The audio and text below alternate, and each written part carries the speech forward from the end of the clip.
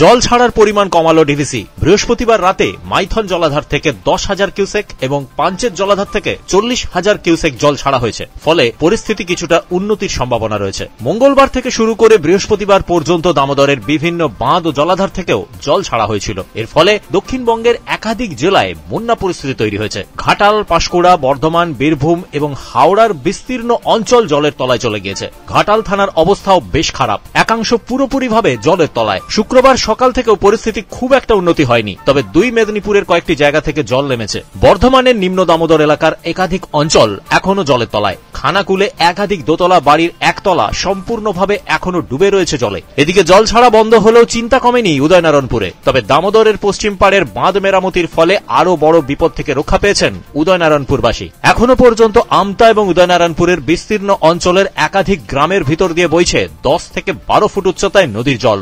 জেলা প্রশাসনের তরফ থেকে জানানো হয়েছে এখনো পর্যন্ত 3 লক্ষ মানুষ আশ্রয়হীন হয়েছেন। বন্যা মোকাবিলায় উদয়নারায়ণপুরে প্রায় 90টি ত্রাণ শিবির খোলা হয়েছে, কয়েক হাজার মানুষ সেখানে আশ্রয় নিয়েছেন। এদিকে চাষযোগ্য জমি জলের তলায় রয়েছে, ফলে প্রচুর ফসলও নষ্ট হয়েছে। ব্যুরো রিপোর্ট, পূবের কলম ডিজিটাল।